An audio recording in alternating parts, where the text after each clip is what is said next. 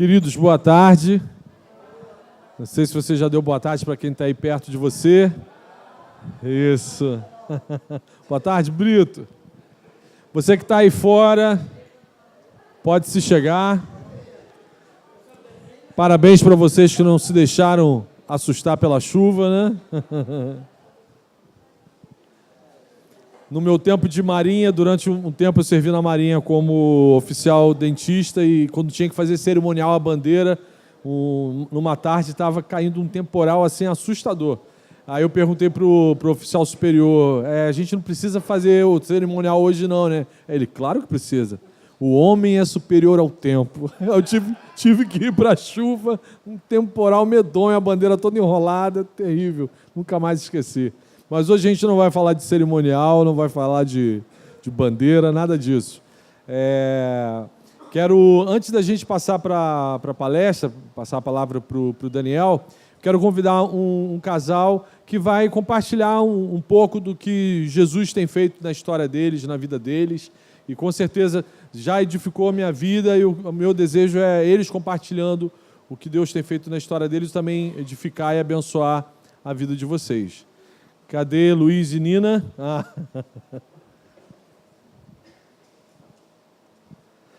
Luiz e Nina estão com a gente aqui praticamente um ano, são membros da célula da Gisele Hardoin. Adriana. É que é tanta multiplicação que eu não consegui acompanhar. Deus abençoe vocês, fiquem à vontade, vocês estão em casa, tá bom? Eu também fico nervoso, igual vocês. Boa tarde. Boa tarde, eu sou o Luiz da Nina. E eu sou a Nina do Luiz. Então começa você. Não, você. Então, a gente está junto, casado há 10 anos, a gente já namoro, entre namoro e casamento, 11 anos, né? Quer falar? Pegar minha colinha aqui. E a gente tinha um relacionamento nesse período, de quando a gente casou, a gente achava que a gente tinha trazido, né, Jesus para o nosso casamento, porque a gente achava que conhecia o suficiente sobre a palavra dele, a gente achava que caminhava de uma forma, acho que a gente nem achava que era correta não, mas aceitável. E fomos vindo nesse período, fomos vindo, entre trancos e barrancos, muita coisa boa também, lógico. Mas a gente começou a caminhar para aquela caverna que o Marcão pregou uma vez num culto de domingo, e a gente foi indo para a caverna, e cada vez entrando mais nessa caverna, cada vez mais, chegando ao momento que a água já estava chegando a cobrir a gente, e a gente talvez... Está sufocado, né? Não, se a gente não tivesse começado a voltar a frequentar aqui a Oceânica e ter o verdadeiro encontro com Cristo, talvez a gente não tivesse sido resgatado, talvez não, com certeza a gente não tivesse hoje aqui, não estaria hoje aqui para poder estar compartilhando com os irmãos essa parte, né, de restauração, até do próprio casamento. Tivemos muitos problemas, também não vou falar que não temos, ainda temos os problemas de casados, mas é melhor você falar. Já tivemos muitos problemas, assim, ainda temos muitos problemas, mas hoje os problemas são bem menores. Os problemas hoje, a gente tem o suporte de Cristo, né? A tranquilidade, a paz que Cristo nos traz em relação a isso. Então, a gente consegue hoje enxergar e ter essa oportunidade de consertar, de acertar, porque hoje, para a glória de Deus, a gente trouxe Cristo para o nosso casamento. Então, assim, o meu reencontro, na verdade, com Cristo faz um ano, foi no aniversário da igreja, onde eu fui tocado de uma forma que realmente eu nunca tinha sentido nada, nem parecido, e foi aí, daí então eu resolvi, né, permitir que Deus fizesse a obra na minha vida, e graças a Deus Ele vem cada dia mais trabalhando para a honra e glória do nome dEle. Vou deixar a Nina falar um pouquinho. Não, pode falar. Para eu não falar tudo. Para eu não contar tudo. Ela está doida para contar aqui. Não estou, não. É, isso que ele falou, né? E assim, a gente é muito agradecido, assim, à igreja, porque assim, o acolhimento é sobrenatural, assim, a célula, nossos amigos de célula, assim, a nossa líder Dri que não está aqui, assim, é um carinho, é um é, é um cuidado, sabe? Realmente é o amor, sabe? O amor de Cristo na nossa vida. A gente vê que assim o dia que a gente deixa se abater pelo dia a dia, pelo cansaço e cai um pouquinho na oração, não busca a palavra, alguns problemas antigos acabam voltando para o casamento e assim de repente do nada acontece e a gente ora e a gente sente a presença de Deus realmente na nossa vida agora. E a gente precisava testemunhar, né? Assim, a gente bateu na porta do Marcão, a gente pediu ajuda. De todo o coração, assim, tanto eu quanto ele, porque a gente precisava realmente começar do zero, né? Que a gente achava que a gente vivia num casamento lindo e feliz e era muita lama, muita coisa suja envolvida. E graças a Deus, Deus tem honrado, a gente tem buscado e vamos em frente. Assim, a importância, né, dessa comunhão com os irmãos aqui na igreja, esse carinho dos pastores, do Marcão, pastor Henrique, Jonathan, né? E todo mundo, na verdade, na célula, a gente foi muito bem recebido desde o primeiro dia, consideramos uma família, né, assim, no discipulado, o Léo é meu discipulador ali, está sendo muito importante também para essa caminhada. Às vezes eu chego para o Léo e falo, Léo, caraca, hoje eu estou precisando do discipulado. Aí ele também, para a glória de Deus, dá essa oportunidade de poder estar conversando, ele está, né, interessado em me discipular também. É muito importante para a minha vida também, para o meu casamento está sendo muito importante. E é o que eu falei já no início, né? Não somos perfeitos, mas estamos caminhando, buscando para sermos a imagem e semelhança de Cristo, né? E hoje estamos aqui para agradecer a Deus e tudo para a honra e glória dele. Viu, gostei. Daniel, opa.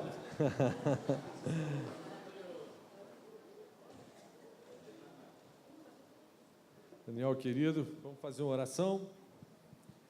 Senhor Jesus, quero te agradecer por essa tarde, Senhor, por cada vida que o Senhor trouxe até aqui. Obrigado, porque temos certeza que o Senhor vai falar com a gente, vai nos abençoar, que o Senhor vai usar teu servo Daniel, Pai. Eu quero te agradecer pela vida do Luiz, da Nina, pelo quanto o Senhor tem feito na história deles, na história da gente, na história da tua igreja.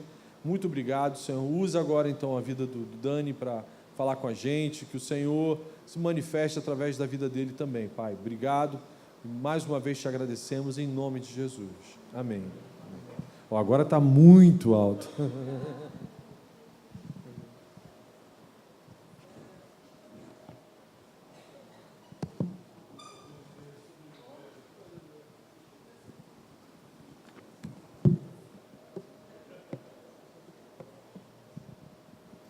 Tudo bom, gente?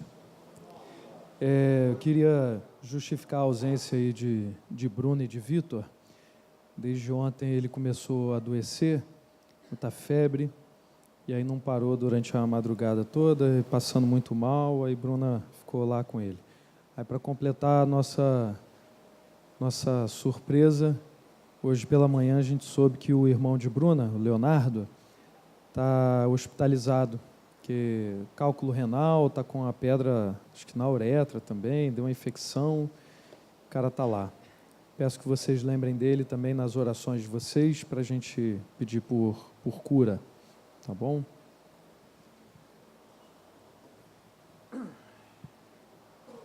Bom, aí estou cansadão, né? Madrugada em claro, mas são joias que o Senhor nos dá, né, nossos filhos. Então, gente, por causa da proximidade do Dia da Reforma Protestante, dia 31, né, de outubro, quando a gente era do mundo, era Halloween, né? A gente botava fantasia, ia pedindo doce, né? Aqui no Brasil é bom porque a gente comemora Cosme e Damião e Halloween, então pode pedir doce, ganha doce de graça pelo menos 2 vezes por ano. Quem não é crente, né? Não é, eu falo a gente assim, o brasileiro. O crente não faz isso, pô. O crente não faz isso. Nem Cosme e Damião, nem Halloween, a gente está fora disso, né? Então a gente... Oi? A célula é doce, salgado, né, comida, lanche, tem de tudo. A célula é uma bênção, uma bênção. Bom, mas aí, tendo em vista a proximidade da comemoração aí do Dia da Reforma Protestante, achei que era propício a gente ver alguns temas relacionados à família reformada. Pessoal que olha, se a família é reformada, como fazer reforma na sua casa? Como é que você vai fazer na sua casa, assim, esses modelos aqui de madeira, né? Usar essas tendências, novas tendências de design, tem nada a ver com isso. Mas a nossa preocupação não é apresentar para vocês nenhuma, assim, curiosidades históricas a respeito da reforma, mas a gente, num olhar rápido sobre os reformadores, aí vamos tomar como modelo os puritanos, tá? Por causa de toda a sua preocupação, sua teologia reformada, a gente vai olhar para os puritanos, como é que eles viveram o casamento de uma maneira mais feliz e, consequentemente, uma igreja mais saudável, tá bom? Então, em primeiro lugar, a família reformada é uma comunidade para a glória de Deus. Ao longo da palestra aqui, gente, vou citar diversos nomes, todos eles são puritanos, tá bom?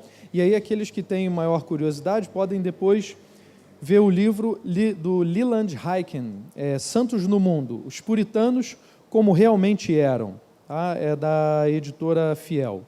Muito bom o livro e vocês, para quem tem mais curiosidade, vai gostar de ler a obra.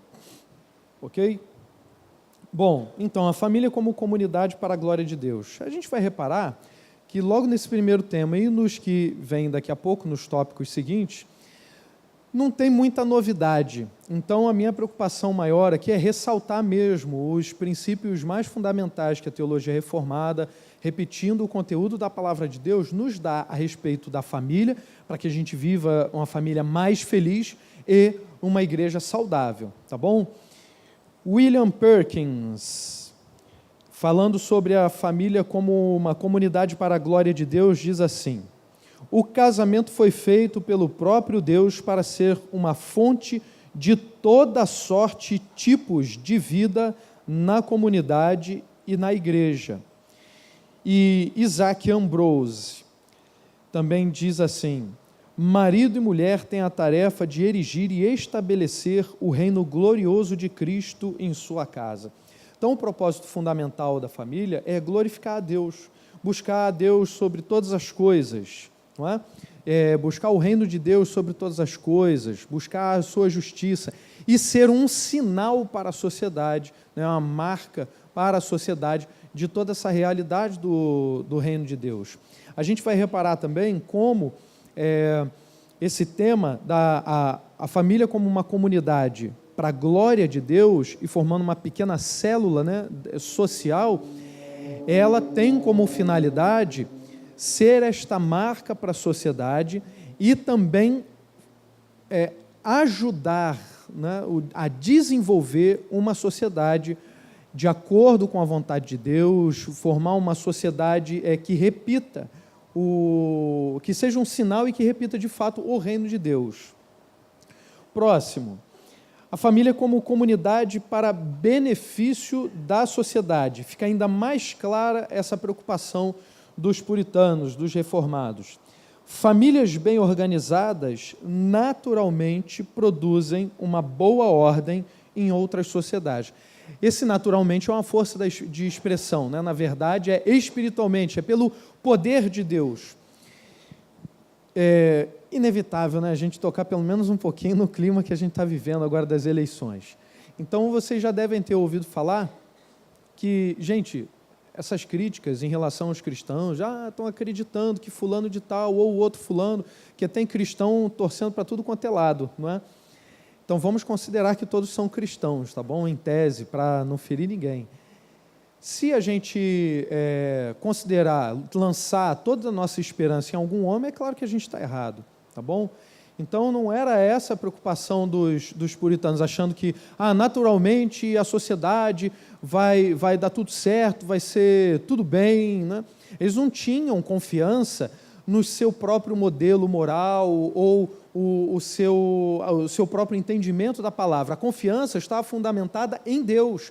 Então, famílias que glorificam a Deus, famílias que vivem em santidade, esse naturalmente na verdade, pelo poder do Espírito Santo, hão de fazer, de construir, de desenvolver uma sociedade mais saudável, uma sociedade de acordo com a vontade de Deus.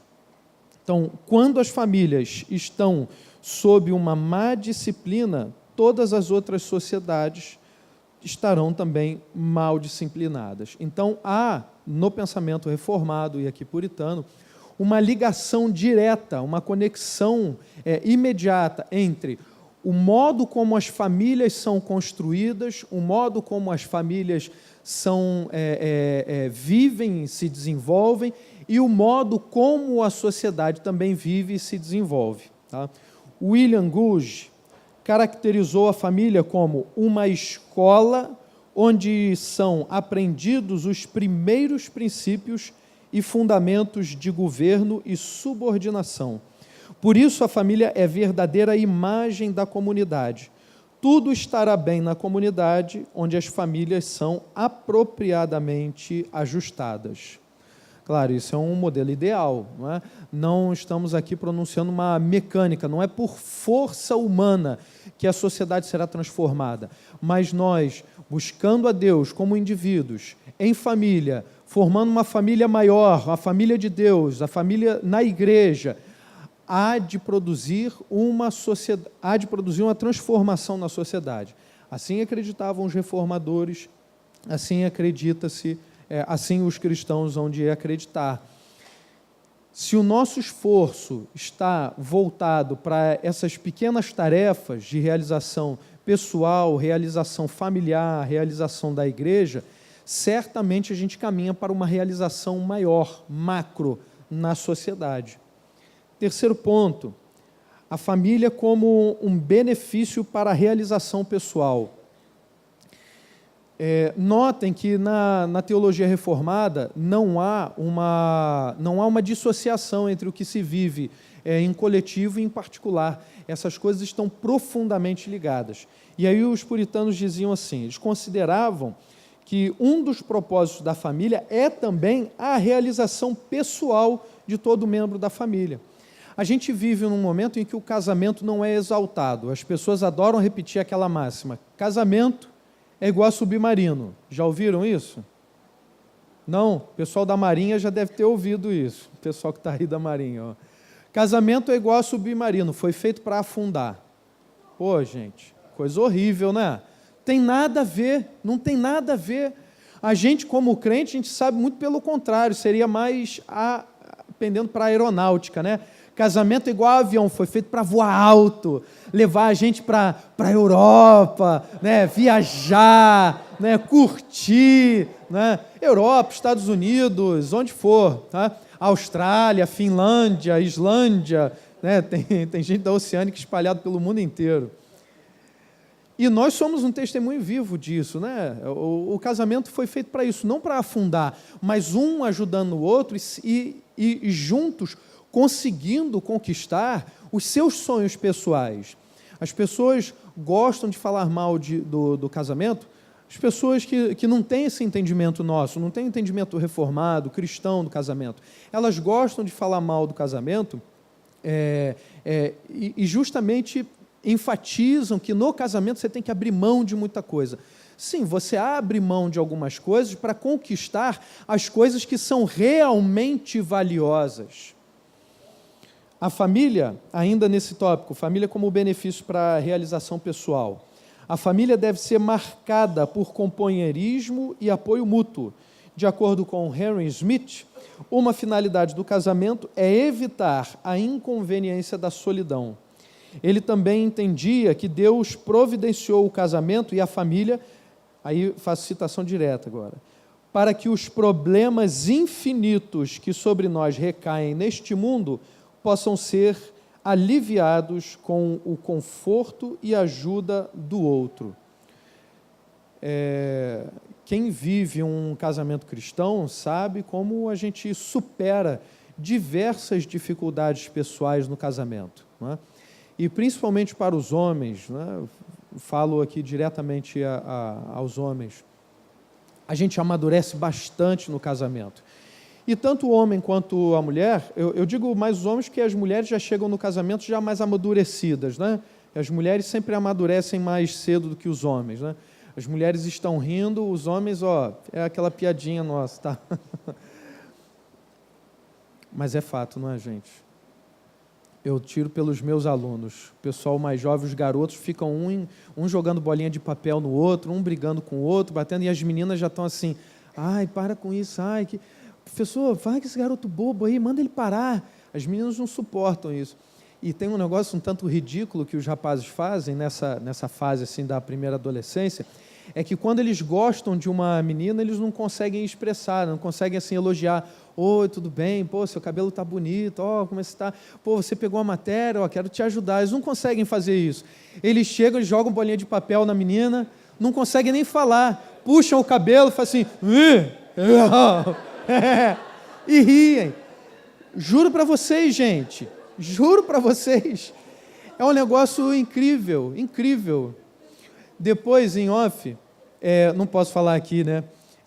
Em off, se vocês tiverem curiosidade, eu conto um caso recente de um aluno que veio conversar comigo sobre essa questão de namoro, mas não posso falar aqui, converso só em off, mas muito, muito engraçado, né? Desde cedo eles estão querendo viver o amor, alguns sem a menor noção do que é o verdadeiro amor, né? E outros fantasiando coisas assim escabrosas. Bom, tendo em vista esses três pontos, né, fundamentais, a família é uma comunidade para a glória de Deus, a família foi feita para o benefício da sociedade e também para a realização pessoal, a gente pode dizer que a família é uma pequena comunidade. Na visão teológica reformada, a família é uma pequena comunidade na qual o bom governo de Deus ele é promovido. Então, uma comunidade constituída por várias famílias é sempre beneficiada e todos que nela vivem podem também receber o mútuo conforto e comodidade. A gente já começou muito bem hoje, porque a gente ouviu um testemunho maravilhoso, né? E a gente pode, não só esse, mas diversos testemunhos aqui na nossa igreja, a gente vai ouvir da própria boca das pessoas, experimentando a realidade de como é essa ajuda mútua, como é enfrentar as dificuldades do casamento, junto com Cristo, mas junto com a família de Deus. Então, nós, como família, formamos uma célula da sociedade, mas também, como igreja, formamos um organismo, né, dentro da sociedade. E aí a gente tem a possibilidade de viver a realidade da nossa fé, dessa ajuda mútua, dessas bênçãos maravilhosas, da gente poder contar vitória em todos os obstáculos que são colocados na nossa vida. Agora, vamos ver um pouquinho dos papéis, né? Os atores e os papéis da família. Pai, mãe, filhos. Eu acredito que não é novidade para nenhum de nós que, tanto na palavra quanto na teologia reformada, na tradição cristã, os papéis de homens, mulheres e filhos são muito bem definidos. Hoje, a gente vive um tempo diferente, em que as mulheres, pela facilidade que nós temos de oferta de trabalho, eu sei que não está tão bom assim no momento, tá? Mas, assim, se tirar a média, eu acho que a oferta de trabalho assim, melhorou comparado aos tempos bíblicos, por exemplo. As mulheres têm oferta de trabalho para as mulheres, têm oportunidade de trabalho para as mulheres e para os homens.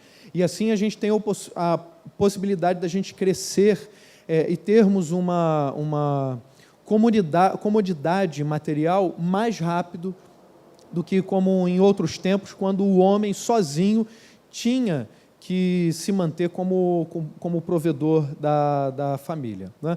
Mas, feitas as devidas proporções, a gente vai manter aqui, como curiosidade, né, vendo os puritanos, como esses papéis são ainda marcantes, tá? Homem, mulher, o pai, a mãe, os filhos, ok? Tendo em vista essa ressalva, que a gente está em pleno século XXI, então hoje as mulheres não precisam necessariamente, têm tempo para poder até cuidar do lar, ajudar o marido, ser uma companheira fiel, conselheira, mas também ter se realizar numa profissão, tá bom? Eu não vou entrar nessa discussão, tá bom? Mas é só uma ressalva para que ninguém fique com a impressão aqui que eu trago, família reformada, o homem trabalha, a mulher tem que ficar em casa, os filhos, abaixa a cabeça para o pai. Não é nada disso, tá bom? E é claro que a gente não tem tempo nem espaço aqui para poder ir a fundo em todas as citações dos puritanos, falando até sobre sexo, né, as imagens que eles usam, como a visão que a gente tem, que às vezes é um tanto preconceituosa, né? A visão dos puritanos. Era aquele pessoal, aquele chapeuzinho, aquela barba, tirava o bigode, igual aquela figura da aveia quaker, né? Olha assim, aquela barba, sem o bigode, o chapeuzinho, todo mundo vestindo preto. Não é bem assim, né? A vida paradona, não tem prazer nenhum, não é bem por aí, tá bom? Mas, feitas essas ressalvas, sigamos. O homem, naturalmente, seguindo o que for até orientado por Paulo em Efésios 5, os reformadores e puritanos entendem que o homem deve ser o cabeça da família e tem as suas responsabilidades bem definidas, de suprir o sustento material e espiritual da família, tá? A mulher vai participar disso também. Eu quero que vocês se lembrem que lá em Efésios 5, antes de Paulo falar da submissão da mulher, ele fala que todos devem estar submissos uns aos outros, tendo em vista a submissão a Jesus Cristo, tá bom? Então, por favor, não leia o texto pela metade, e se você tiver a curiosidade, até conte os versículos. Você vai perceber que Paulo fala, assim, 2, 3 versículos para as mulheres, e vai falar mais do que o dobro para falar aos homens. Aí você pode ver que você fala uma vez só, a mulher, capta, é muito inteligente. O homem você tem que ficar explicando. Não é? Paulo dá até o exemplo de Cristo com a igreja, tem que dar vários exemplos, quase desenha. Homens, amem suas mulheres como Cristo amou a igreja. Precisa desenhar? Né? Vocês sabem, os homens é aquela nossa estratégia, né? Tem que tratar bem, entendeu? Encher de carinho, por favor. Então, o homem deve prover as necessidades de sua família. Para os puritanos, o senhorio não significava uma liderança tirânica. Hoje, quando a gente fala assim, tem que ser homem, a mulher deve estar no seu devido lugar, o homem no seu devido lugar. Aí, quando a gente olha para a história do cristianismo, pensa que o homem era aquele tirano, né, que massacrava, pisava na mulher. Olha, nada mais contrário à palavra de Deus e o que os reformadores pensavam e viviam e que os puritanos viviam. Tem nada a ver com isso. Benjamin Wadsworth afirmou que o marido deve fazer seu governo de tal modo suave e fácil que deve ser mais amado do que temido. Estão entendendo? O marido não pode ser maquiavélico, né? Maquiavel disse, é melhor ser temido do que amado. Maquiavel não conheceu Cristo, então. Não conheceu. Parece que não conheceu. É exatamente o contrário na teologia bíblica e teologia reformada. É melhor você ser amado do que temido.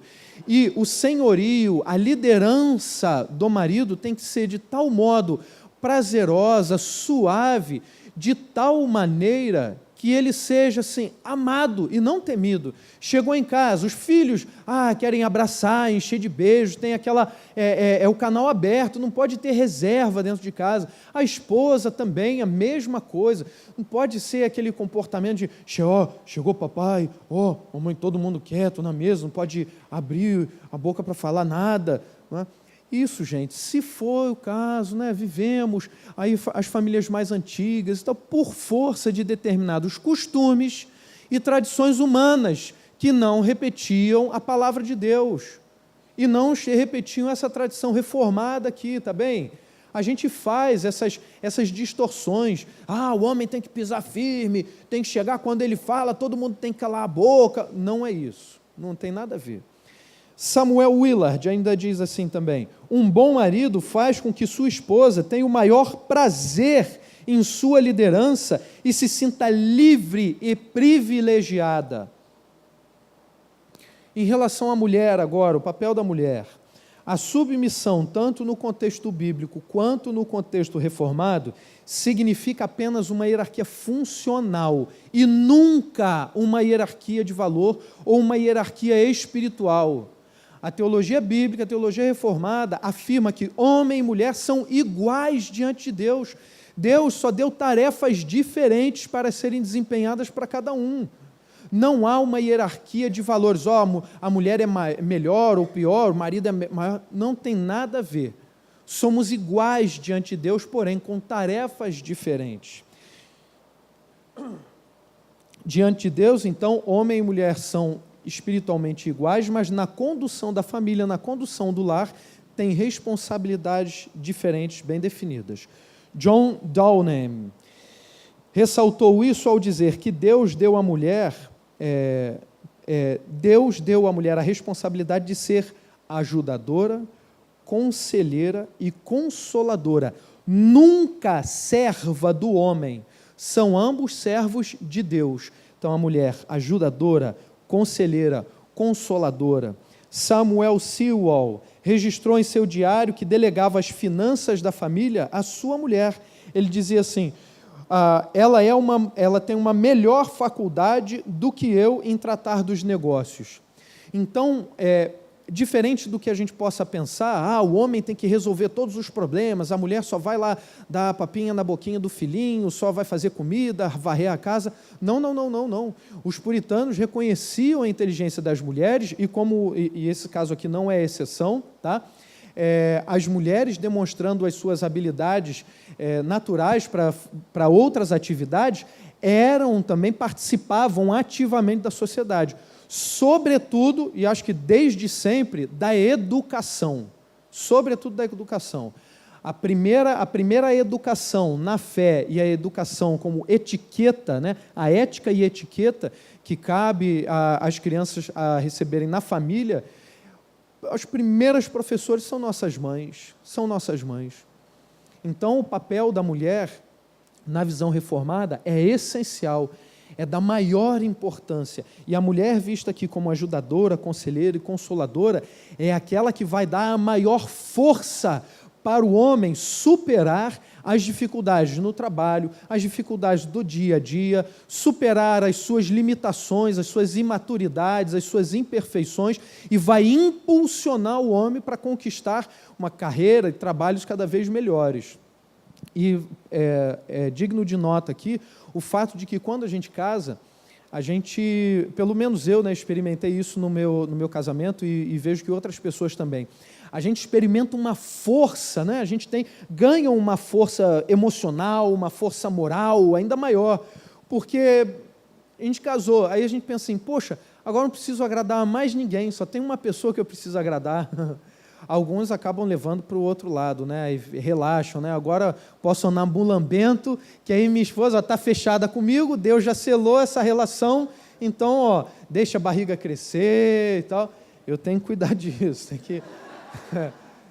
estou aqui me segurando, por causa da transmissão, tentar parecer mais bonito. Pois é. Talvez Bruna esteja observando, vendo aí pela internet, quero que ela pense assim, poxa, até que meu marido tá bom, Chegar em casa, talvez eu receba um prêmio e tudo. Vamos ver. Deus nos ouça. em relação aos filhos, os filhos são um presente do Senhor. É com os filhos que a gente vai exercer um dos mandatos do Senhor, que é a mordomia. Tá? A gente recebe do Senhor essa dádiva divina. Os filhos não são nossos, não é? São nossos num certo sentido, mas nós criamos os nossos filhos também para a glória de Deus. Nós recebemos os nossos filhos e exercemos com eles uma espécie de mordomia. A gente deve criar eles para a glória de Deus. E os pais devem treinar os filhos para a vida e para fazerem desenvolverem, né, trabalhos, as atividades naturais do dia a dia e depois profissionais, mas, sobretudo, é na família que nós aprendemos a louvar o nosso Senhor e viver uma vida santa. E, de acordo com os puritanos, a natureza e fibra moral da sociedade dependem do que as crianças aprenderam na família. E aí quero destacar com vocês, próximo, e beleza, os puritanos e o desenvolvimento das crianças. Alguns até consideram essa visão puritana um tanto progressista, mas não no sentido que a gente trata hoje. Tá? Então, ressaltamos aqui 3 pontos principais que eles ressaltavam sobre o desenvolvimento das crianças. Em primeiro lugar, a importância do treinamento precoce, tem que começar cedo. É interessante que o pessoal aí da área de pedagogia deve ter ouvido falar, por exemplo, de uma pedagoga chamada a pedagogia montessoriana. Né? É interessante que, num determinado tópico, essa pedagogia procura dar uma certa independência para a criança, e aí estimula a criança, desde cedo, a conquistar o seu espaço, vencer suas dificuldades motoras, linguísticas, visuais, através de tarefas que ela vai desenvolver ela própria, sem a ajuda, sem a interferência direta do adulto.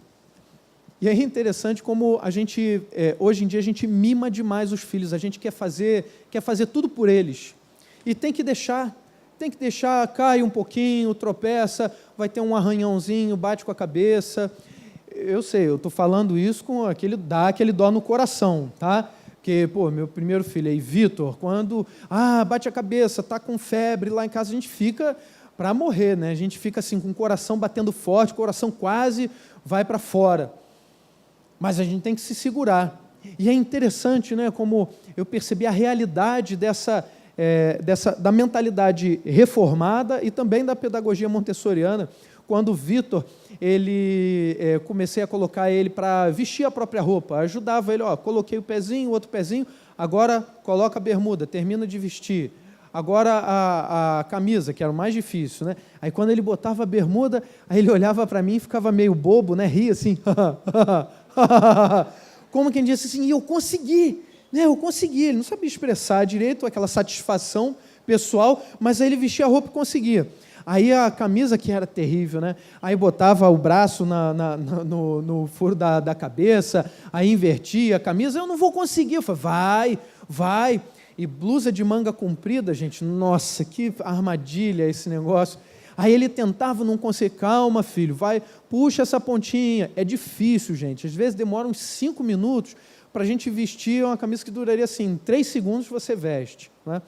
Mas quando a gente priva a criança dessa tarefa, dela conquistar, a gente está privando ela desse treinamento precoce, para ela ganhar confiança, para ela ganhar independência. E os pais, basicamente, eles têm que educar a criança. Eu vou ressaltar aqui 4 pontos, 3 iniciais. Em primeiro lugar, o foco, porque nós temos hoje uma dificuldade tremenda, até mesmo os adultos não conseguem manter a concentração, não sabem o que é isso, é dificílimo. Hoje a gente tem um apelo visual enorme, auditivo também, né? Os filmes, o colorido, os sons. A gente vive uma sociedade que estimula muito os nossos sentidos, mas não estimula muito essa vida e desenvolvimento interior. Por isso a igreja está na contramão da sociedade, porque estimula a gente a viver uma vida interior. E nós, como pais, devemos ensinar desde cedo, pelo exemplo, né, como está ali, ensinar os nossos filhos a terem e buscarem essa vida interior. Então, em primeiro lugar, manter o foco. Isso é tão importante, gente, que até na área de educação, psicoterapia, neurociência, tem vários títulos. Você abre as livrarias virtuais e vai ver vários títulos que só tratam disso. Foco, atenção plena, mindfulness. Procure esses termos e você vai ver mais de 10, 20, 30 livros, diversos títulos já até traduzidos para o nosso idioma. Fato é que tem alguém acordando para a importância disso. Tá? Então, a gente precisa treinar nossos filhos, manterem a concentração, o foco. Outra coisa, treinar os nossos filhos na ética cristã, o fundamento do comportamento moral, que é através da palavra. E, em terceiro lugar, a etiqueta. Não basta você treinar ele na ética, tem que treinar na etiqueta também. Não é?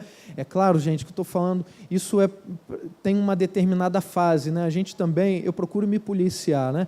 De não pegar meu filho, ficar tolindo ele também na sua expressão de, às vezes está muito feliz, aí vai falar mais alto, cala a boca, menino, fala baixo. Né? Antigamente tinha isso, não aponta que é feio. Nossa, eu lembro minha mãe, com toda boa intenção, tá? Amo minha mãe, mas a gente apontava, ai, que legal, não aponta que é feio. Não. Aí eu procuro não ser tão assim pesado, né, com o Vitor, afinal de contas tem 3 anos, vai fazer 4 agora no final do ano. Então a gente tem que buscar o equilíbrio. E aí, por fim, é só um tema curioso para a gente pensar uma outra hora. Quarto lugar, a gente precisa treinar e educar o imaginário dos nossos filhos. Como isso? Nós precisamos ler as histórias bíblicas, precisamos ler a palavra de Deus para os nossos filhos, contar as histórias bíblicas. Diversos pedagogos no mundo inteiro apontam essa deficiência, e já não é de anos, já mais de 50 anos apontam essa deficiência educacional mundial. As pessoas não conseguem, por não terem essa educação do imaginário, elas não conseguem depois alcançar outros conceitos, abstrações e desenvolver de maneira mais ampla a inteligência e as suas potencialidades. Então, isso tem trazido uma dificuldade tremenda, tanto para disciplinas da área de ciências humanas quanto exatas, tá bom? Fica aí a dica aos pais. Uma citação direta aí, Thomas Cobbett afirmou o seguinte a respeito da dupla tarefa dos pais, que a gente vai ter que educar, vai ter que travar um pouco a vontade do filho, mas ao mesmo tempo nutrir, né, tudo que há de bom e de melhor neles. Quando os pais, mediante sábias observações, percebem a inclinação e tendência de seus filhos, que os conduzam em relação a elas concordemente. Ou seja, todo mundo sabe que papai falou para não fazer, mamãe não pode dizer que deve fazer. Se mamãe disse que não pode, papai não pode chegar lá e dizer que pode. Os pais devem concordar em tudo nesse treinamento, nessa educação dos filhos. E ele continua, se são fortemente inclinados para alguns vícios em vez de outros, alguns maus hábitos, né, admoestai-os cedo quanto ao mal disso. Se os filhos, por influências comuns ou salvadoras do espírito, são espíritos mais ingênuos e de disposições melhores ou mais esperançosos, que pais, ao discernirem os mesmos, os encorajem em todos os caminhos prudentes e piedosos que possam existir. Ou seja, você percebeu que teu filho tem uma inclinação má, tem que tolir, tem que travar aquilo, mas ao mesmo tempo você tem que reconhecer as habilidades, as qualidades e enaltecer essas qualidades, tem que elogiar essas qualidades, porque é fortalecendo esses pontos fortes, essas qualidades, que os pontos fracos serão minorados também, vão ficar cada vez não vão crescer, né? Esse foi um erro cabal que certas pedagogias cometeram. Por exemplo, na escola, o aluno vai mal em matemática. Então deixa português, ciências, ele está bem, então deixa um pouco de lado e vamos trabalhar a matemática. Pelo contrário, a gente precisa fortalecer os pontos fortes. Isso tanto para os nossos filhos quanto para a nossa realização pessoal. Fica a dica, fortaleça nos seus filhos e em si as suas qualidades, os seus pontos fortes, porque assim as outras coisas, as nossas dificuldades serão também minadas, elas terão cada vez menos expressão em nós e nos nossos filhos. Então, para terminar, gente,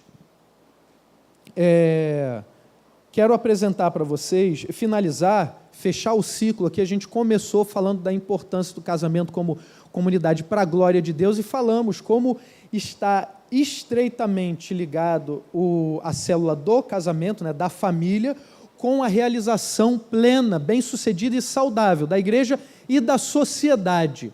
Então, vamos terminar falando desse tópico, essa relação direta entre a realização da família e a realização da sociedade, tá? Uma sociedade bem-sucedida.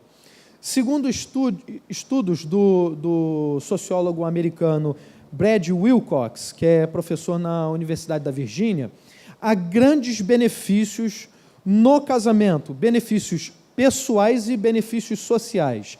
Ele tem um livro que ele estudou a formação e desenvolvimento econômico dos Estados Unidos e mostrou que há uma relação direta entre o sucesso econômico e social dos Estados Unidos e com determinados tópicos relacionados às características, né, marcantes da família. Então ele diz: há uma recompensa tão grande, como que há uma recompensa tão grande para o casamento? Ele apresenta essas 4 razões e, por conta do estudo dele, ficou um pouco mais focado falando a respeito dos homens, mas que hoje serve também para homens e mulheres. Ao se casarem, os homens assumem uma nova identidade. O casamento ele permanece ainda hoje como um dos últimos ritos de passagem, né? Como marcando aí a maioridade ou a maturidade para o homem, né? Para as mulheres a gente já falou, as mulheres são mais maduras, né? Já chegam no casamento já adultas. Alguns homens despertam depois. Foi o meu caso. Fazer uma meia-culpa só para não ficar mal. Então, permanece como um dos poucos ritos de passagem, né? E nos homens, ele gera uma ética da responsabilidade, assim como um senso de sentido e também uma posição no mundo. Ele cita, no seu estudo, um rapaz americano que vivia lá pelos seus 16 anos no porão da casa dos pais. Vivia feliz, despreocupado, trabalhava lá numa fábrica, ganhava lá um salário pouco, não precisava pagar conta, nada, estava tranquilão. Quando ele casou, despertou para a vida. Casou, eu falei, não posso mais morar com os meus pais, tem que arrumar uma casa, eu preciso conseguir um trabalho melhor, não, tem que sustentar minha esposa, e vem os filhos, preciso ter um trabalho melhor. Aí ele sai da casa dos pais, se torna um militar de carreira, vai ascendendo, aí tem os benefícios todos, plano de saúde, outros benefícios para ele, para a família, e aí depois, quando sai das Forças Armadas, assume um cargo de gerente numa empresa automobilística. Aí ele conta que passou a ganhar 6 dígitos, que lá nos Estados Unidos é dinheiro, né? Para nós aqui, às vezes, 6 dígitos, você vai sustentar assim, mais ou menos sua família. E aí ele mostra como que essa passagem, né, marcando aí da vida juvenil para adulta, através do casamento, faz com que o homem persiga, né, ideais mais altos, vai procurar, vai melhorar o seu trabalho, vai procurar uma melhoria profissional, vai procurar pós-graduação, mestrado, doutorado, vai melhorar na sua área, né? E aí, almejando cargos maiores e encontrando trabalhos melhores, ele vai conquistando um espaço cada vez maior e sentido cada vez maior na sua vida. Segundo ponto, ele diz que homens casados, né, Brad Wilcox, homens casados são motivados a aumentar sua renda. Isso significa escolher melhor o trabalho, trabalhar mais horas, inclusive. Os homens casados trabalham mais horas do que os solteiros. Isso foi uma coisa muito curiosa para mim, porque eu imaginei, poxa, o cara solteiro pode trabalhar para caramba, né? Mas, pelo contrário, ele cita no seu estudo que Homens casados trabalham mais horas e são também mais estáveis. E por isso, terceiro ponto, os empregadores preferem e promovem mais homens casados do que os solteiros, porque os homens casados também são vistos como mais responsáveis, mais dedicados e assim são beneficiados com oportunidades de progredir. E o quarto ponto, homens casados são beneficiados pelos conselhos e incentivos de suas esposas, devido ao interesse comum da própria família, né, pelo sucesso do casal. Então, não há motivador maior do que o próprio cônjuge. Para o homem, não há motivador maior do que a sua esposa, ajudadora, conselheira, consoladora. Então, ele mostra no seu estudo, há um livro, né, acho que não está traduzido ainda, está em inglês, em que ele mostra como essa estrutura familiar, tal como nós descrevemos até aqui no contexto cristão, reformado, essa estrutura familiar promoveu não só o sucesso, mas o desenvolvimento de tudo aquilo que há de bom e melhor, socialmente e economicamente falando, nos Estados Unidos. Só que, é claro, a gente enfrenta o problema hoje, né? Porque a instituição do casamento parece que, de um modo geral, está assim desacreditada, mas fica sobre nós a responsabilidade, a missão de testemunharmos, como a gente viu aqui, de testemunharmos o sucesso, a realidade de todas as bênçãos espirituais e materiais que o Senhor Deus nos dá quando nós seguimos o nosso Deus, quando fazemos a vontade dEle e fazemos isso juntos, nos nossos lares e como igreja. Amém? Então, que o Senhor Deus nos abençoe e nós que sabemos e vivemos que o casamento é um caminho claro para a nossa realização pessoal, para uma vida melhor e para uma igreja saudável. Então, vivamos famílias saudáveis diante do Senhor. Amém? Vamos orar. Bendito Deus, muito obrigado, Pai, por esse momento de reflexão, de estudo, Pai. E te pedimos que o Senhor Deus nos ajude a, firmes nos ensinos bíblicos, estejamos fazendo das nossas famílias cada vez mais saudáveis e assim contribuindo também para que a nossa igreja seja ainda mais saudável, mais feliz e a nossa sociedade também caminhe assim conosco, Pai. Em nome de Jesus. Amém. Amém.